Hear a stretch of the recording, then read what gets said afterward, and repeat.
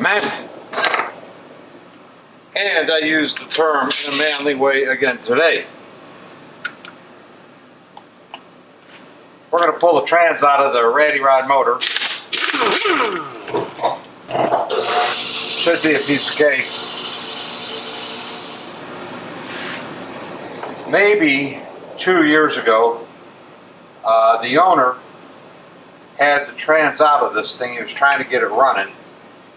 And he had the trans out because it wasn't shifting right. It was, I think he said, just going from second to third or third to second, or only 2 gears he could use. So he pulled the trans out and he brought it to me. I looked at it on the bench, just the trans, and it looked okay. I said, well, I really don't see anything wrong with it. It should shift okay. So anyway, he put it back together again. It still didn't work.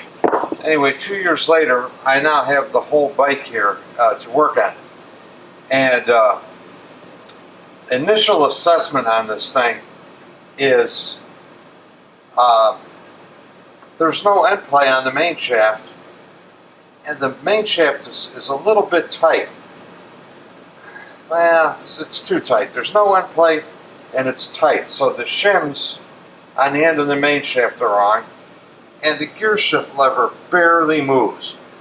And if you recall in an earlier video I did on transmissions, I said one of the things you have to check is the end play on the shifter shaft. If there's no end play on it, the shaft will bind it and won't work right. But anyway, it's here with me now so that I could get it straightened out. So we're going to pop the trans out of this thing and see what's wrong with it.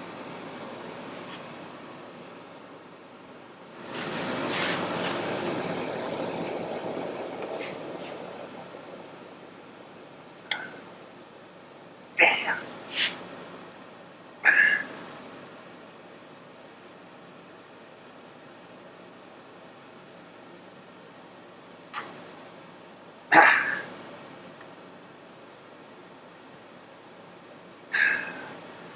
And it feels like, once again, Loctite has reared its ugly head.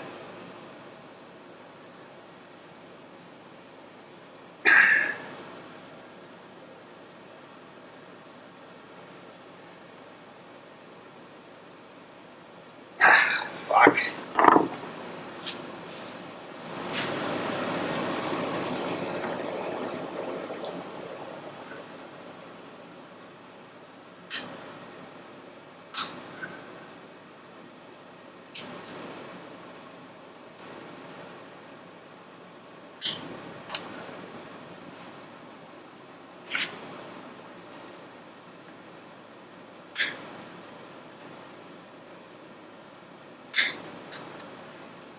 Yay, yay, yay.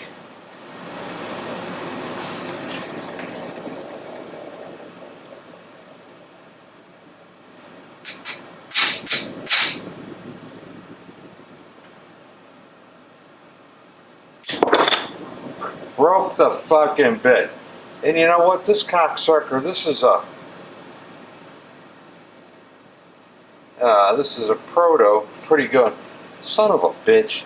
I think that cost $10.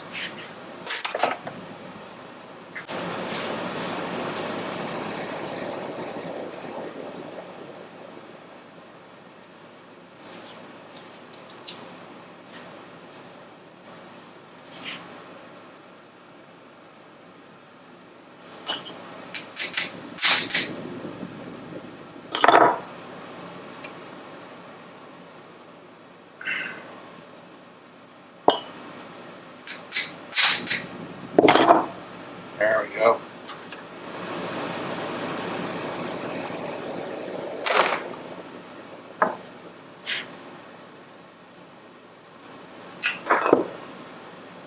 Yeah. Yeah, that's not going to leak. Hey, hey.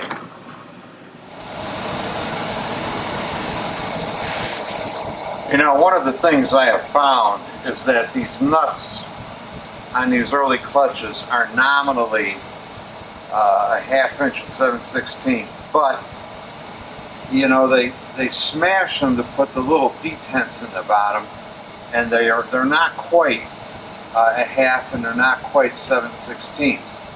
What I have found is that metrics work on them better.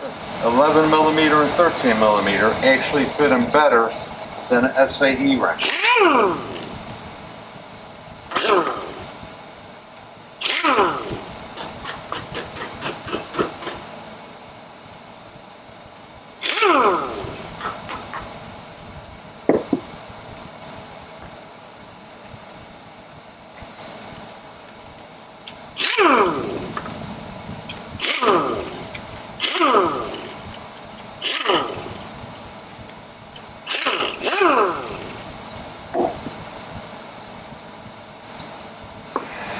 Clutch plates are in wrong.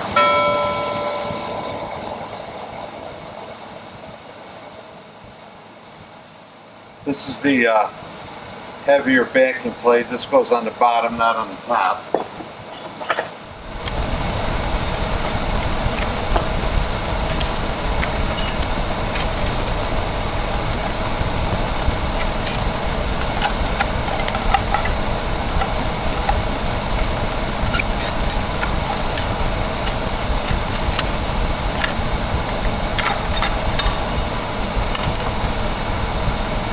Okay, yeah, that's all of them. Shit. Yeah, and they were definitely in wrong.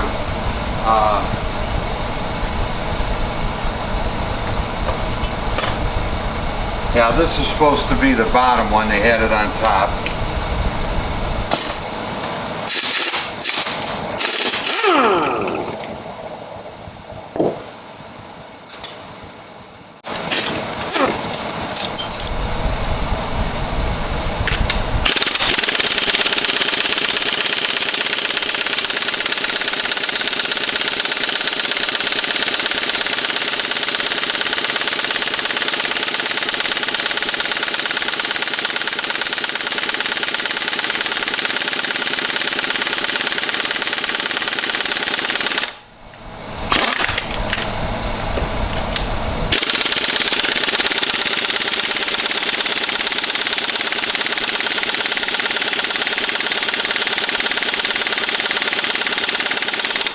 Motherfucker.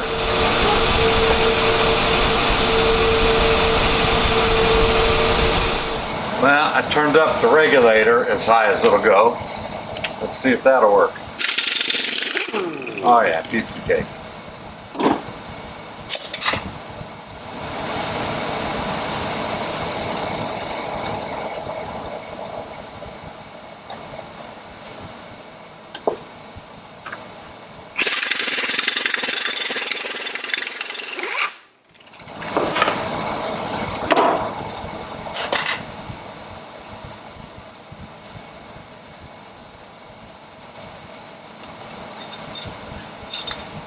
Locking device, some old clutch plates, inners or drivers and driven, just screws loosely together, locks the hub to the basket.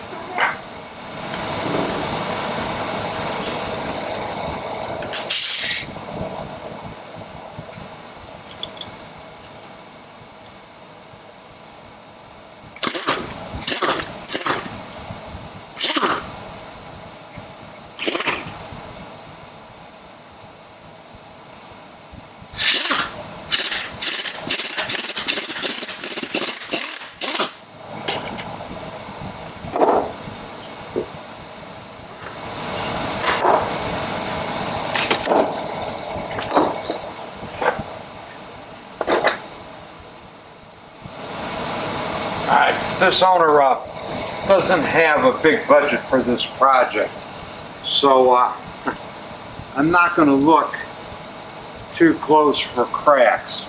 I don't see anything obviously cracked. Like I said, I'm going to kind of close one eye and hopefully not find any problems. Well, beyond the problems we know about. Okay, that's a little excessive. The thrust washer on the back side is missing.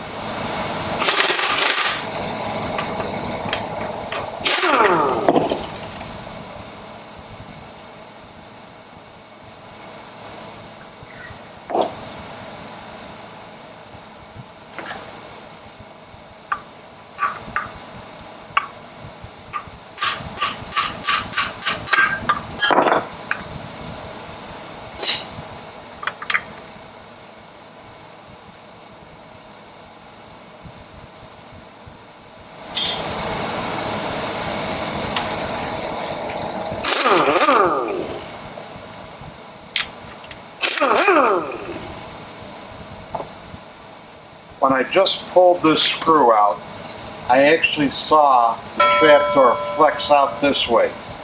So that would indicate to me that something is putting pressure on it, like not, or actually too many spaces on the main shaft or on the shifter shaft.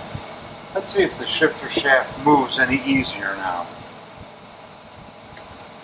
A little bit. Let's get it the rest of the way off.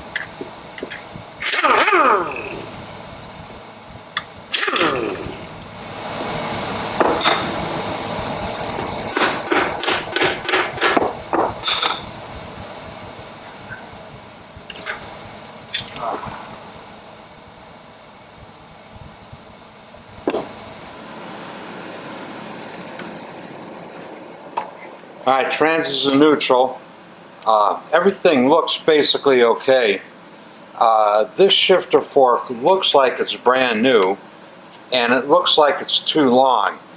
So if it's a standard, it probably needs to be at least a minus, -5 or -10.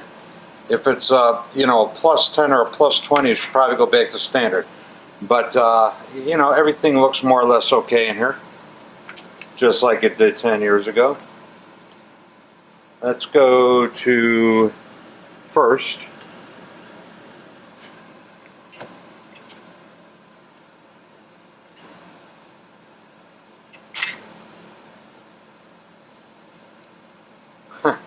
Well, the fucking Pawl carrier is loose, for one.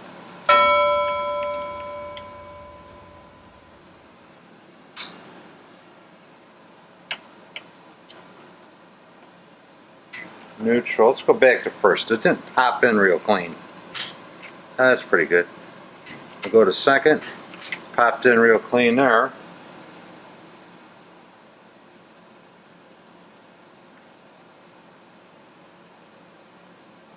Third.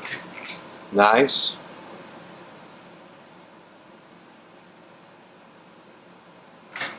Fourth. Nice. Alright. That's pretty good. Let's take it apart, see what that shifter fork is, and see if I got one the right size.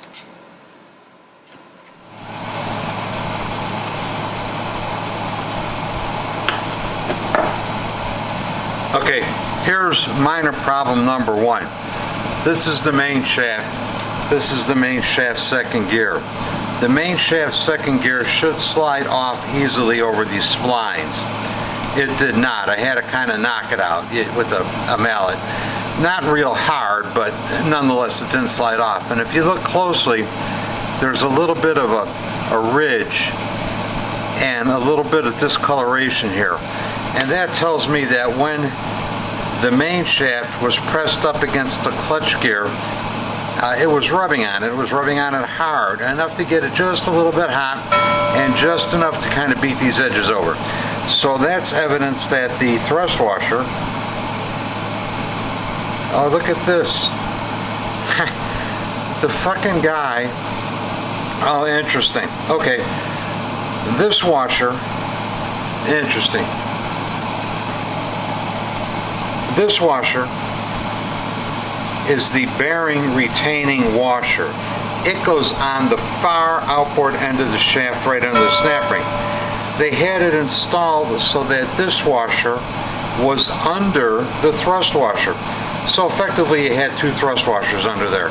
No wonder it was binding a little bit. So when we put this back together again, I'm just going to go with the one thrust washer. We'll see how it feels, and then this one will go on. This one will go on the other side of the bearings. So I'm going to touch this edge up just a little bit with the Dremel tool, these edges here, just to get the burr off so the gear will slide on. I've got 120 over, 120 under shifter fork in stock. I'd rather have a 10 under, but I got a 20. We'll try it and see how that works out. Alright, this is the first test fit. The extra thrust washer, which is really the bearing retaining washer, was removed from behind the real thrust washer. Now there's too much free play in the main shaft, but that's okay. We're going to get some other thrust washers in there. Now the main shaft turns easily. It's not binding on either end. But the gear shift shaft is still bound up. And this is a spline shaft, so this is a new shaft. This was not original to the bike, so of course it needs some adjusting to get it to fit. So let's pull this out, do a little grinding on this shifter shaft, and I think we're going to be all set. Look at this. I just pulled the shifter shaft out, and there's a thrust washer between the boss and the crankcase. I'm betting if I take this thrust washer out, everything is going to be fine. FYI, if I did have to grind it, this ball will get ground. But we're going to take the thrust washer off and see what happens. Okay, with the extra shim removed from the gear shift shaft, there is a just perceivable amount of end play in there. Calibrated eyeball guess is about 4 or 5 thousandths. That's all you need. On the main shaft, I went from a 50,000 shim to a 70,000 shim, and I think I'm going to try a 75. 75 should be good. And on the counter shaft, when I stick my hooky doodad in on the other side and push and pull on the counter shaft drive gear, it feels about right. It feels about 5 or 6 thou. So we're going to put one more different shim in here, and I think we're going to have it nailed. I'm going to call this tranny good to go. There is just a couple of thou end play on the main shaft. There's just a couple of thou end play on the shifter shaft. The main shaft rotates smoothly. Remember, there's no bearings in there. I've got a couple bolts in the trapdoor, you know, tightening it all up. I've got every confidence this is going to work fine. So I'm going to take this all out, clean it up, and set it aside, because there is some other tomfoolery on the bottom of the motor that needs to be addressed. This one had a what looked like maybe a lawnmower spark plug broken off in it, and this one had maybe a timing plug screwed into it. The threads on this one look okay. You know, my ability to weld and heliarc and that kind of stuff on an assembled engine is minimal, so if I could get a good, what feels like a good torque on this one, we're just going to leave it be. Okay, this one here, threads felt pretty good. It had a cheesy little mashed up brass washer. Anyway, I put I machined a shoulder under the head of the nut like I usually do, and I put a copper sealing washer on it. The spark plug, broken out spark plug threads 14 by 1.25 millimeters, and import, and I'm being polite, import car oil drain plug 14 by 1.25 millimeters. It's got a maybe 1 or 2 more threads than the spark plug had, and we're gonna schlobble gob it up with some Loctite 518, put it in there and give it a little snug. I think it'll be just fine.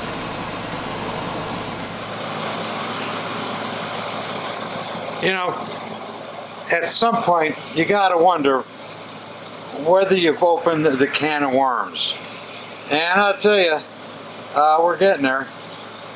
The seal looked a little gnarly, so I thought I would replace it. So, you know, it came out real easy. These are not really in very tight, and look what I find. I didn't do this to it. This is how it was. And as bad as this looks, this is the really interesting part. The snap ring that goes in his groove that holds all this shit in the motor is not installed. Fuck. I've always kind of wondered, you know, this is a pretty tight fit, this bearing race, whether you really need that seal. Excuse me, whether you really need that snap ring. Apparently you don't. Let me go see if I can find one, and we'll put it back in if I can. Alright, I had one laying around.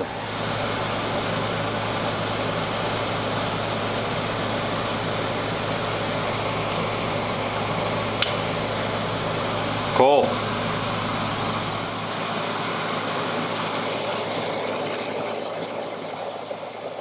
Okay, another crisis averted. I had a seal laying around. Anyway, it's in there. Okay, what do you think? Stand the motor back up, put the tranny in? I think not. There is yet more tomfoolery going around. This thing left a pretty good puddle underneath it when it was sitting on my stand. And, you know, some of it was the drain plugs, I'm sure. It looks like it was leaking here. There's a lot of wetness in this area up here. But we got an oil pump with the stud missing. And this is a new, well, newer aftermarket billet oil pump. Could be a good thing, could be a bad thing. But anyway, we're going to flip the motor over the other way, and we're going to explore in there a little bit and see if there's threads at the bottom of the hole. Maybe I just put a stud and a nut in it. Maybe I got to pull the pump and the cam cover off to change the stud. We're going to probe in there a little bit and see if there's threads. Maybe put a stud and a nut in it. That would be nice. Or maybe pull the pump out, heated coil, rethread, tap, stud, put the oil pump back in, which of course will necessitate the cam cover coming off. We'll get to that in a minute or two. Well, some days luck just ain't with you. Broken stud in the bottom of the hole. I'm going to pull the pump off, see what I'm going to have to do to fix it. Probably end up pulling the cam cover off to get the breather timing right. Have to redo the ignition timing, have to readjust the valve. So another couple, 3-4 hours worth of work on it. I'll bring you back when I got something to show you. Alright, what we got here is a broken off stud. In my career mechanicking, you end up having to deal with quite a few of these things. If the stud broke while it was being screwed in, you have a better chance of getting it out than if the stud broke while you were trying to take it out. Because if it broke when it was coming out, it's stuck. Well, you know, you're trying to get it out, it's going to be stuck there anyway. One of the things, and guys will tell you all different kinds of ways to remove these things. I like to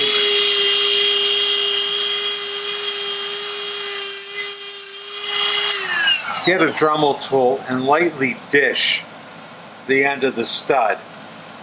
You know, the broken stud is kind of jagged and the drill's going to want to go everywhere all over that thing.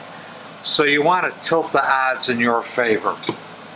And if you're doing something like this, where if you fuck it up, you ruin a crankcase, you want to do everything to tilt the odds in your favor.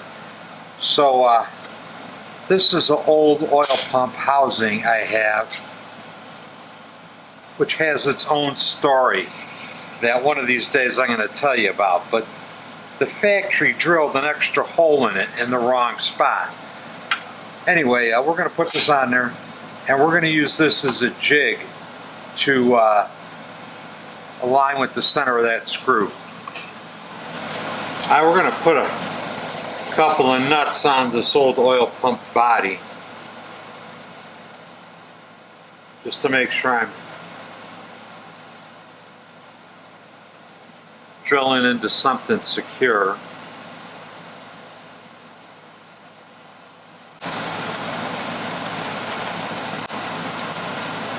And I'm going to grab a left-hand 1/4-inch drill. Alright, we're going to go in just a little bit with the left-hand 1/4-inch drill. And we're not going to try to drill it out at this moment. I just want to start the drill in there so that the point of the drill will help us find the center of that stud.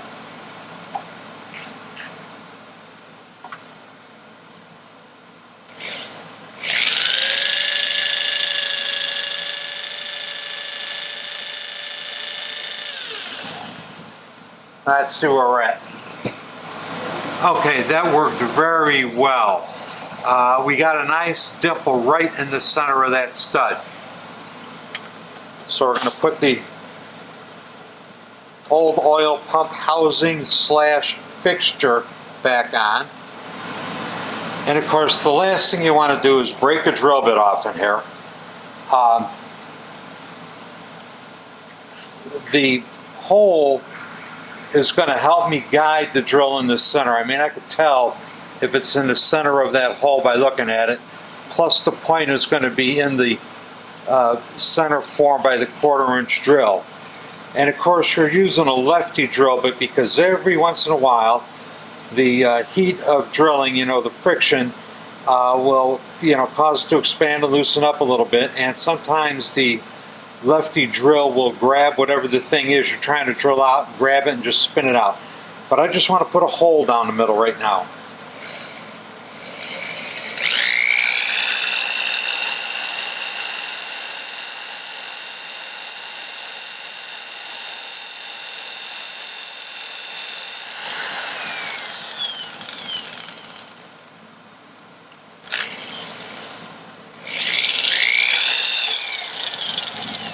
And I'm all the way through. Good deal. Okay, perfect. The hole is dead nuts in the center. So whatever we do next, we now have the benefit of being on center. Alright, this easy I have is really probably a little too big, but I'm going to try it anyway. It might just scrap it.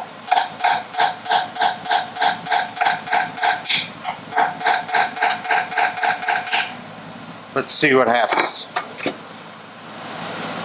The easy out's taking a pretty good bite, but it ain't moving. Time to get the propane out.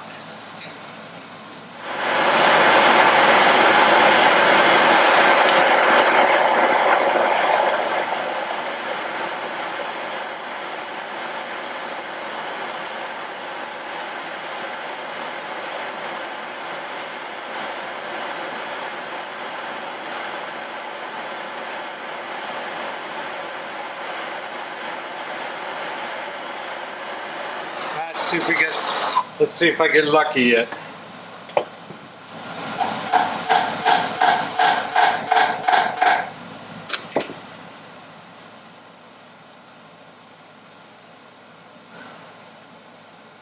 Nope, it ain't moving.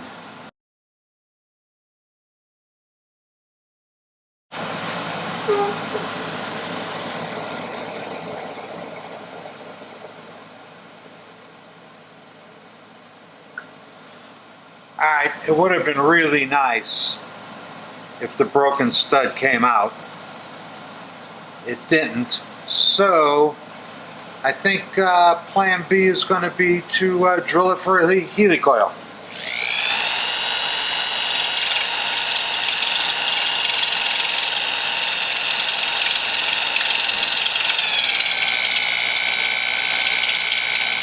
Alright, we should be about home free on this little project. Got to tap the hole for the helicoil, of course.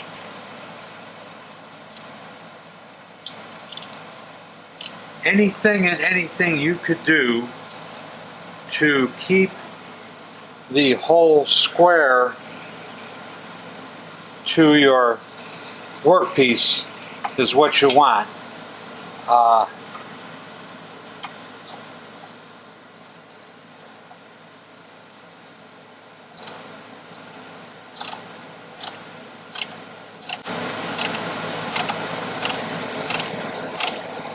The 1/4 inch helicoil tap is the same size as a 5/16 diameter hole, so I could use my standard drill and tap guide. I'm going to put a link down below of some crankcase repairs they did for a guy 3 or 4 or 5 years ago, where they had totally, the previous mechanics had totally and completely fucked this all up, and it was rather elaborate repair scheme to resurrect that particular engine.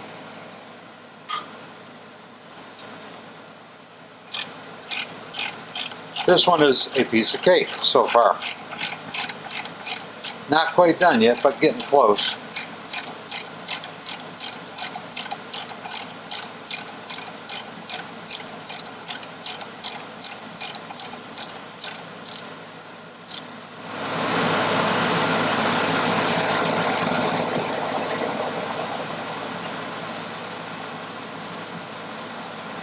Perfect.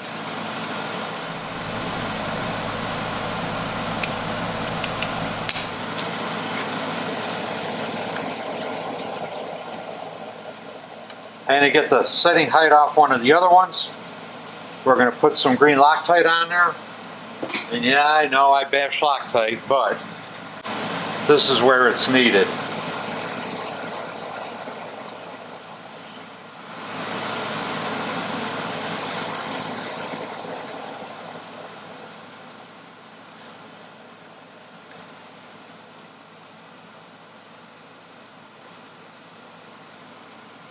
And that's it. Rest of it should be routine reassembly. I've put the rest of the engine together. Oil pump is back on, can cover's back on, primary, trans, all that's in there. I have saved for last the motor mount. It's got a crack over here. They almost all do. And both of the pressed in steel nuts that go in here are missing. This one, I've got some of those because I save them off of broken motor mounts. This one I can replace pretty easy. This one back here, there's not any way to get in there. It's buried. So we're going to try to remove the motor mount. And if I'm lucky, I should be able to get it off of there.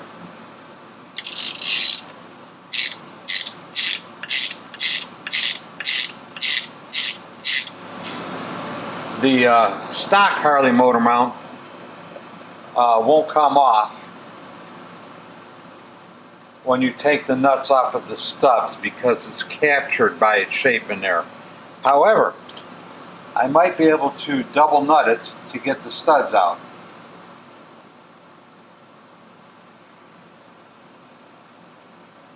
And if you've never double nutted anything, this is the deal.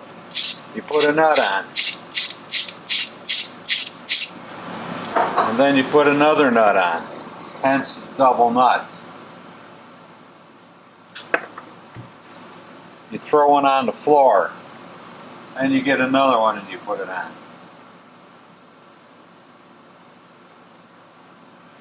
And what you do is you tighten the bottom nut against the top nut. And keep in mind that the bottom nut is no longer tightened against whatever surface it used to be attached to.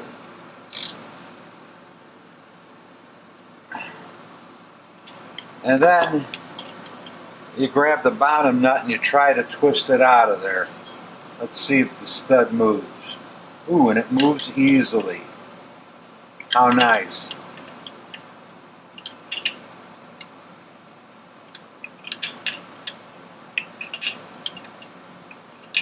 These rear motor mount crankcase studs are an interference fit in the crankcase. The stud is actually a larger diameter than the threaded hole that it goes into by some small amount, probably 1,000th, maybe 2 at the most. But anyway, they're very hard to get out, and they're hard to get out on purpose. So luckily this is working fairly easily. Once I got it loose, I'm just grabbing the top nut right now, and it's coming out easily.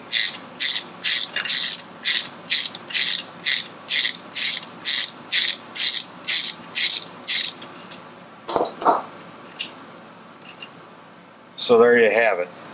Now I'm hoping I didn't screw myself because I put the kickstarter together, and I don't know whether this is going to come out around the kickstart shaft or not. We'll see.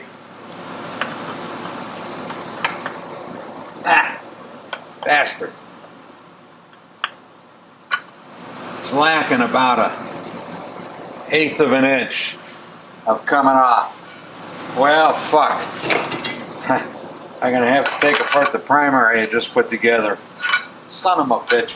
Well, as long as I had to do it over again for you, let's just bang it through the gears. Well, you can see how nicely it rotates with the bearings and everything in there. Let's bang it through the gears. First, goes in. Neutral. Second. Third. Fourth.